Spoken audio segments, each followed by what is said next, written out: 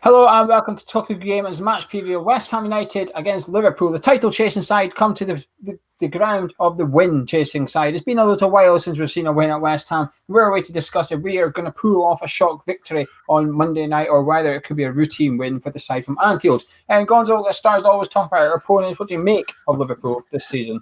Not the swashbuckle of last season, but they've got a steel and a determination to them this year, so they're a lot tighter at the back.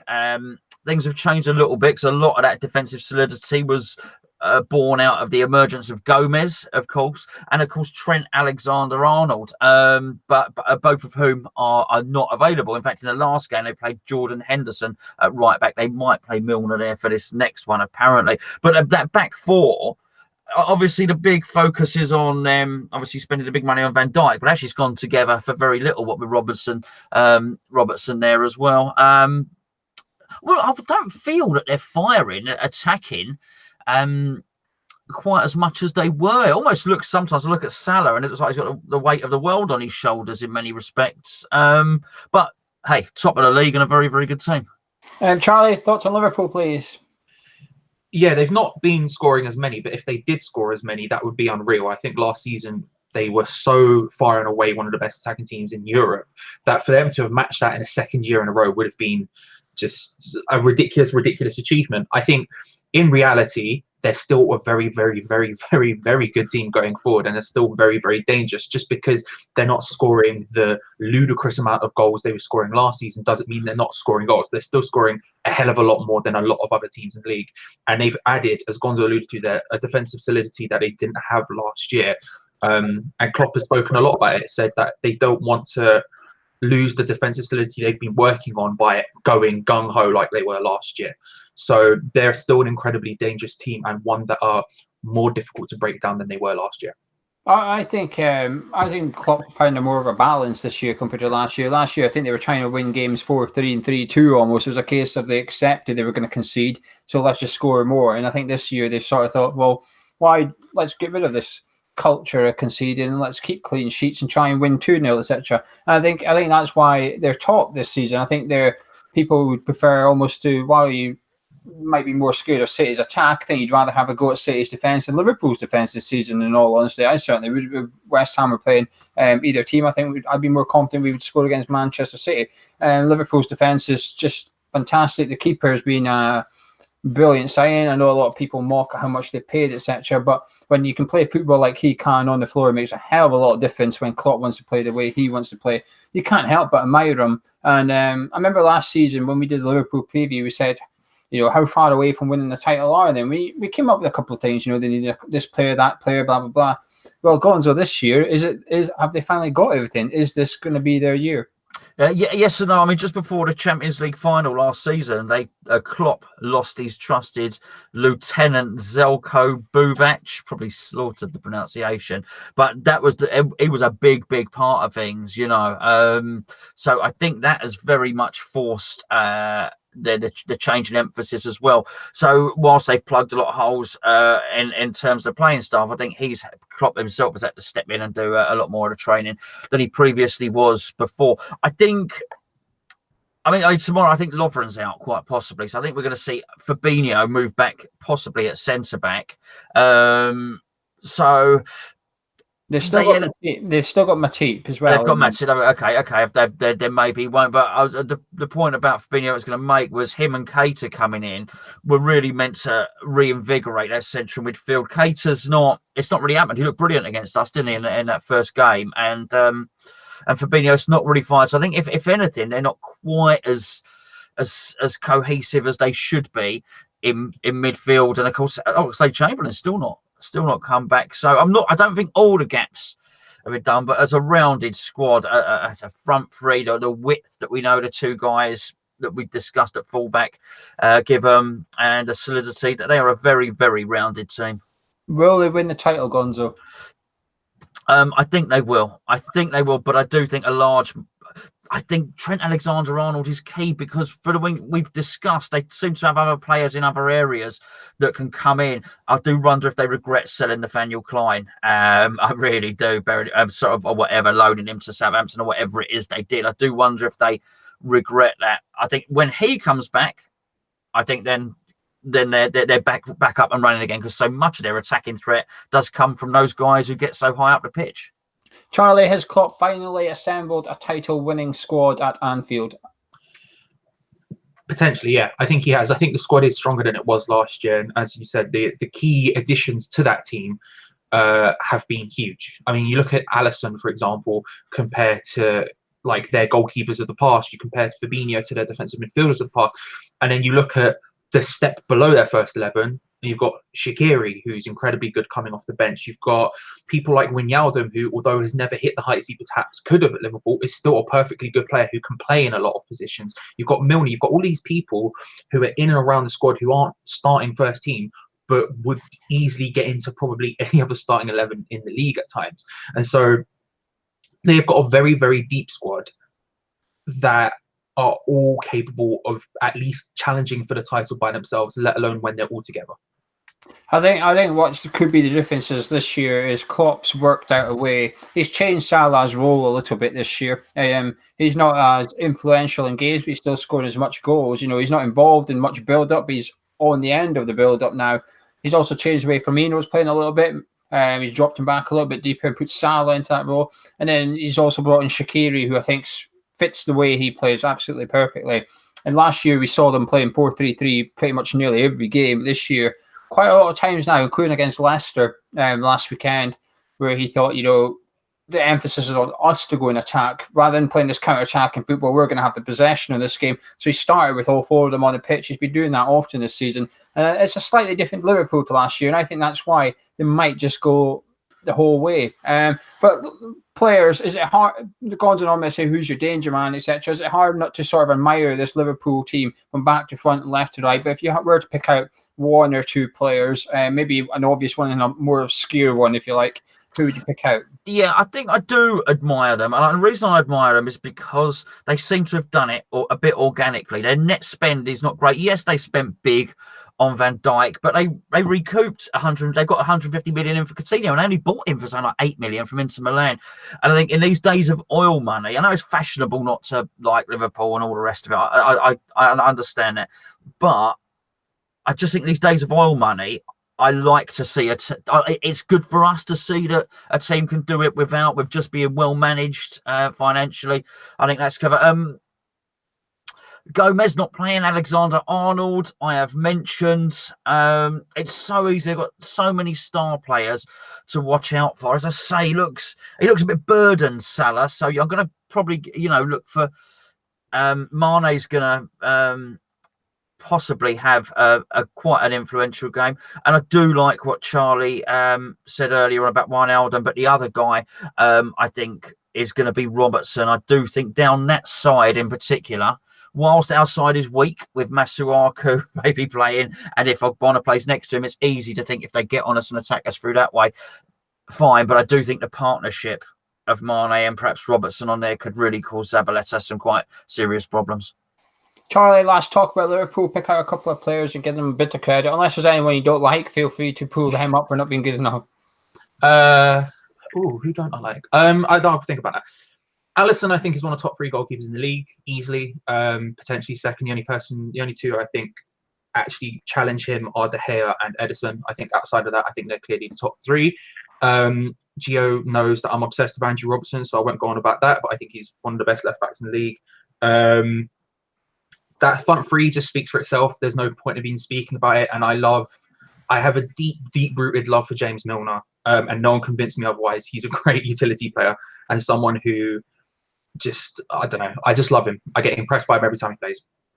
Mane for me, I've always liked Mane. When he was at Southampton, when he went to Liverpool, and he got a lot of criticism about his price. And remember, me and Gonzo did a couple of seasons ago. We said, "What's the problem here?" Klopp wanted a fast winger that can score goals. He's gone and got a fast winger that can score goals. Doesn't matter how much he costs. What difference does the price make if it's the right player? It doesn't matter if he's 10 million or 40 million. It makes no difference if he fits in. He's fitting like a glove. And I think sometimes he gets a little bit of, not criticism, but I don't think people rate him as highly because of what Salah's doing on the other side of the pitch. And I think Mane is fantastic. His pace just opens up games completely. Defenders can't mark him. He's far too fast. He knows how to be in the right place at the right time. He can sometimes be like he sometimes needs 3 chances in order to score, which perhaps isn't efficient enough for a top team. But the thing is, he's getting 3 chances a game because of how good he is and how well he reads the game, whereas other strikers at top clubs might be a bit more efficient, but the problem is they can't always get themselves into that position that often in order to get the chances. And I'm going to copy Gonzo on that here and say Robertson as well. I think he's the best left back in the league, and I think if you take him out of Liverpool, I don't think they'd be anywhere. Well, they would be near the top. I don't think they would be top. But the amount he contributes in the attacking third is just incredible. It's almost like having 2 left wingers when you play Liverpool. He's that good. He's that quick as well, and his athletic side is unbelievable. In the 85th minute, he will still be making 30-yard runs down the left-hand side. I wouldn't want to be a right winger trying to track him back if you've been playing from the word go as well. But anyway, enough about Liverpool, enough about the title winning side. Charlie, just quickly, will Liverpool win the title? I'm backing them to do it this year, yeah. I don't think they will. I think City will pip them just, but I think it's going to be very, very, very close. If you're going to the game on Monday night and you'd like to join us for a beer and burger before the game, come on down to our boats. The link is in the description below. All kids go free. There are heaters on the boats in case you think, oh, it's a bit cold. There is heaters on the boats. So come down, have a beer, have a burger, then we can go watch the game. What type of game it's going to be? Well, that's what we're away to discuss now. Gonzo obviously got thumped by Wolves, but actually before we talk about the team news from Pellegrini himself is there's no Nasri. Fabianski's okay after his injury, and Creswell and Anatovic are both touch and go for this one. But Gonzo, defensive-wise, we weren't overly confident about playing Wolves with that back forward anyway. Does he need to change something? If Creswell's not fit, does he just go with his default 4, or does he have to change something? And there's 2 solutions here, in my opinion. 1, switch to a back 5, or 2, which is what someone came up with on the transfer deadline show, which is an incredibly obscure shout, and that's play Robert Snodgrass left back. Yeah, I think he does need to do something. I really do. Desperately needs to do something, but I don't think he will. I think he's too rigid. He's a bit of the lady is not for turning. He looks a bit like Maggie Thatcher as well, to be fair. But I've seen, even before he joined, when we were rumoured to be getting Pellegrini, I watched videos of him, and he was very much about his philosophy and the way he does things. He's very sure about what he does, and there's nothing wrong with that at all. I think we will see, and we'll see that bear fruit in future once he's got some players fit, and once we see him have another transfer window next season. I think having a set philosophy is a good thing, but it's not going to serve us well at the moment because they are just going to tear in to a Bonner and Masuaku. They really are. So I think he does need to do something different, but I don't think he will, mate. Charlie, what about yourself? Would you like to see changes at the defence? If I was to make any changes, it'd be taking off Bonner out for literally anyone else. But I think, conversely, I wouldn't take Masuaku out for this one if Cresswell isn't available. If Cresswell's available, then he starts without a shadow of the doubt.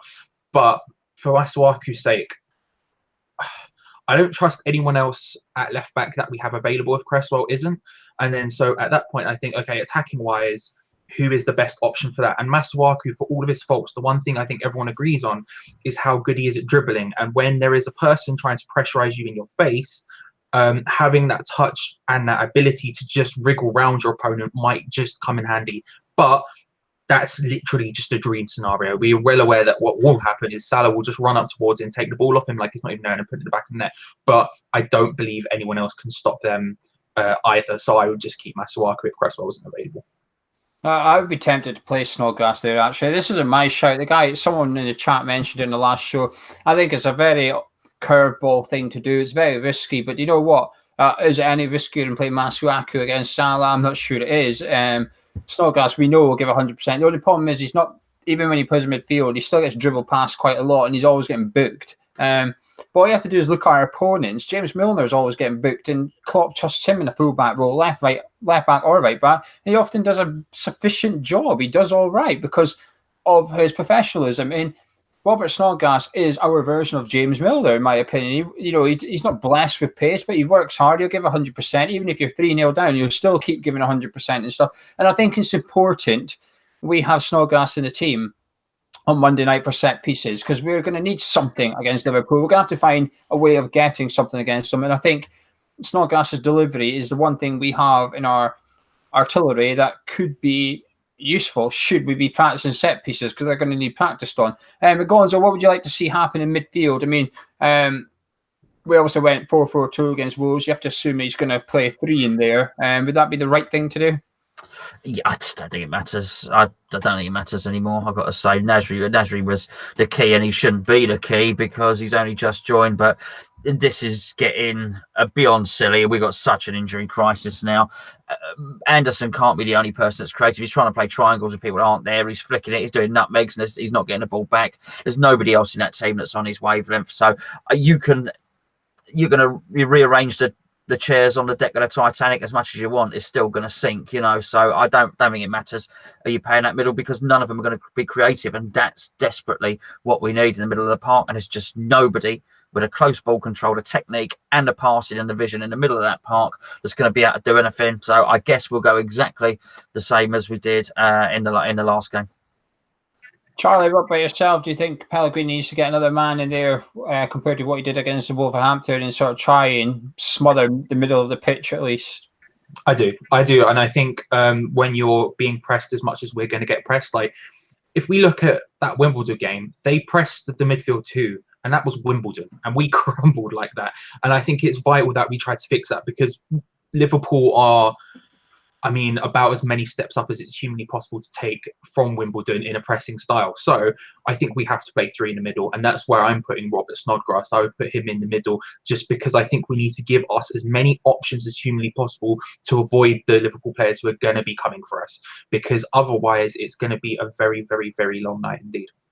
I'm a bit like Gonzo. I'm not sure what difference it makes for you. I think we do need a third person in there. I think we do have to play 4-3-3.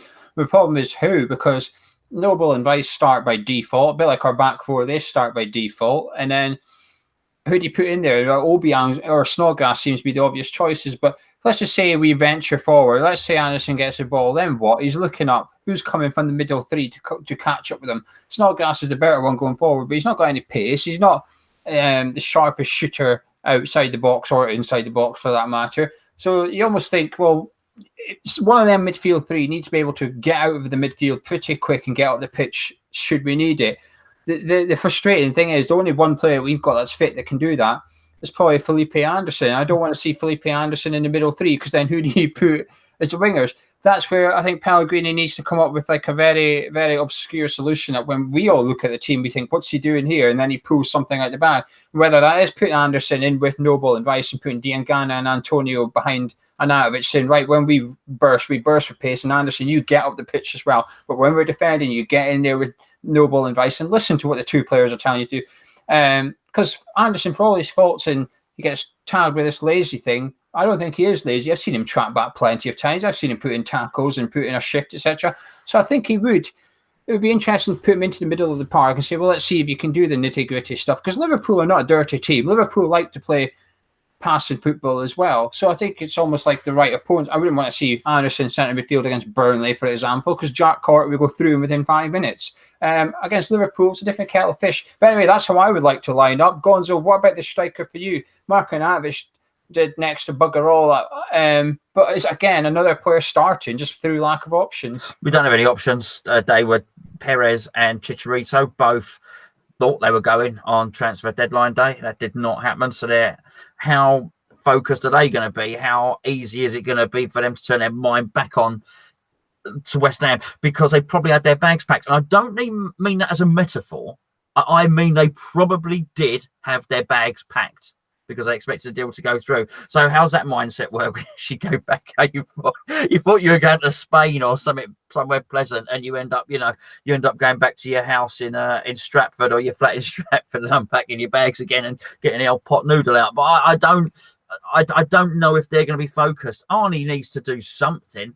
I just don't think we have any options. I'm pretty sure Pellegrini would be dropping and rotating a lot of people and showing them who's boss, but it's just a lack of options. I would, if it were me, I just don't think it would change, but if it were me, I would be playing Anderson as a number 10 behind someone like Arnautovic, and I would draft in the most technical player we have. I'd draft in someone like Nathan Holland or someone that is technical, can play 1-2s and plays with their head up, because wherever that person comes from, we need another one, and there's just too many plodders in the team, mate.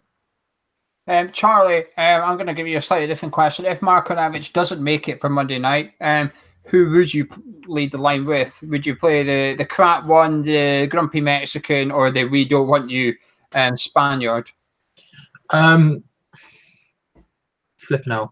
Probably Andy Carroll, just because, or Andy Carroll or Antonio would be the choice for me, because I think A, we need work rate up there, and B, we need an out ball. Because if they are pressing us and we need to lob it long, we need someone who's going to either get on the end of that and nod it down to literally no one, because no one will press next to Andy Carroll for some stupid reason, or Antonio just to run. Because we've seen that be a success against top teams. Mikel Antonio up front just running, and I don't think he's going to score from it, but I would consider doing it just purely because I think I just want to see what I want to see work rate in this match. I don't suspect we're going to get a win. I don't think we're going to blast them away by any stretch of the imagination. So I want to see us actually work hard for it, because we need to start turning things around, and we're only going to do that by showing some grit. And that's when the fans will start to come back on side and start to believe again, is when we see that work rate on the pitch. So I would put either those two in. I know obviously none of us want to see Andy Carroll, but I believe he will at least try to work harder than Hernandez would, for example. So I would consider either Antonio or Carroll if Arnautovic isn't fit. Gonzo, normally we would say this is sort of like a nothing to lose game, pressure on Liverpool, but given the fact that we've now lost 3 on the bounce, gone out the FA Cup, and the 2 league defeats have been 5 without reply, is this a nothing to lose game, or is there pressure on West Ham? I think there is pressure on West Ham, actually, because people like Crystal Palace have won again today, and whilst we're not under threat of relegation, we surely, for all our outlay, want to finish above the likes of Crystal Palace. Wolves, again, obviously have done very, very well today as well. So we're finding ourselves, if we keep losing, we're going to find ourselves established as a bottom half of the table team, which wasn't the plan at all. That being said, I did a Q&A with a Liverpool site. Who was it again? This is Anfield. This is Anfield. And I did my Q&A, and then they messaged me to say, did the Q&A's up, mate? And I went and had a look just to see what the comments were. Just interested to see what Liverpool fans thought of what I was saying about Liverpool. They don't strike me as being particularly confident. A lot of them are saying, well, we might win this because of West Ham's injuries. We should win this. But everyone was saying, actually, I'm a little bit worried about how confident everyone is. They don't feel that they're in top form. You asked who was going to win the title. I don't get a sense of a fan base that are very, very confident that they're going to beat City. I think they're looking over their shoulder constantly. And I think they're almost waiting for us to slip up. Yeah, and there was very much a sense of, as West Ham fans, when someone hasn't scored for 15 games and they come against us, we say, oh, right, well, if there's no way to stop there's no easier way to stop a goal drought than playing against West Ham. That striker never scores, always scores against us. They feel that this would be very Liverpool to come to a team out of form and lose. So they're not particularly confident. Interesting. Well, we've done the preview of the game. We'll want to see time for what we think will be the conclusion of the game. Charlie, can I get your final thoughts and your score prediction, please? I think we have zero chance in this game. I think they're too good for us, both defensively and attackingly, and I don't really see us creating much unless it's some sort of Anderson absolute worldie. I don't really see it happening for us. So, unfortunately, I'm going to say Liverpool 3-0.